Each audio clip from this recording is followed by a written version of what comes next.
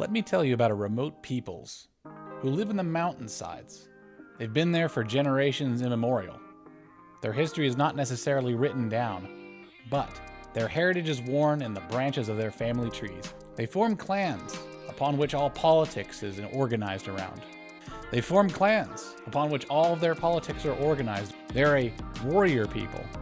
They're a people of peace, but when the call of war is sounded, they answer with resounding fury. They live on small farms, tiny parcels of land in the mountains. Even so, they keep chickens, horses, beasts of burden, other livestock. They live a self-sufficient lifestyle. They grow their own food. They take their excess to market.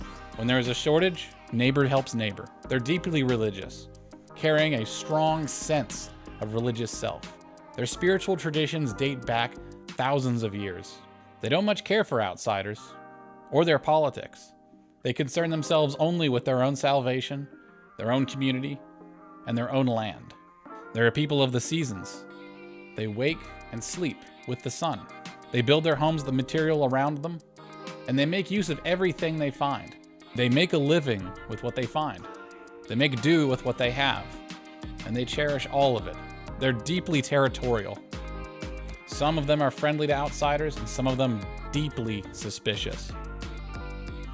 Which peoples am I talking about? Who are these mountain-dwelling, remote village-living, peace-living warrior people? Who are they? It's a bit of a trick question. I'm talking about two different peoples at the same time. There is a parallel on Earth. These fortified, self-sufficient mountain hermitages are inhabited by both the peoples of Southeast Asia and their remote villages. That includes Western China, Laos, Cambodia, Thailand, and Indonesia, as well as Papua New Guinea, but they also encompass Appalachia. When the Scots-Irish came to this country long ago, they set up fortified mountain territories, pushing out the natives, claiming the land for themselves, and living a quiet life in the mountains. But when the call of war comes in the United States, they would answer with some of the greatest fury. Our military and our special forces is made up disproportionately from people from this small region of our country. Appalachia has been a swing area for northern and southern politics. They're deeply religious, believing in God and Christ. Every community builds a church, and every church builds a community. On my travels to Indonesia and Thailand, I had an incredible journey through these different places, meeting different people. And since moving from Maryland over to Tennessee, I feel like I've met those exact same people. My neighbor is a 72-year-old Vietnam veteran and lifelong farmer. And he embodies what I've found in Indonesia and Thailand to the T. Old man, family man, had answered the call of war and fought furiously and now lives a life of deep peace. Generous, would give you the shirt off of his back, is always there when you need him, and well established. He's been here for years. It's an interesting thing meeting the same peoples in two different places, especially from such different backgrounds. What makes the Appalachian an Appalachian? How did they get this way? I'm looking forward to finding out over these years. But meeting my neighbors and learning from them has been an experience. I don't read a ton of homesteading books. I don't read a ton of gardening books. I don't really read all of this sort of new age permaculture books.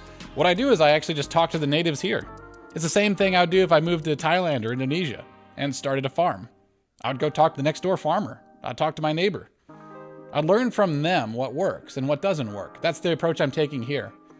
I don't want to flood my brain with tons of knowledge that may turn out to be trivia. I'd rather just find out what works, just beeline it. I got the answer right next door. You might have the answer right next door too. There are profound and ancient peoples, not ancient in terms of history, but ancient in terms of mindset. A deeply contented people who are self-sufficient, who do not need to turn to the outside world for fulfillment, spiritually or physically. If you have neighbors like this, you should pay attention. Do not waste an opportunity to learn from people like this.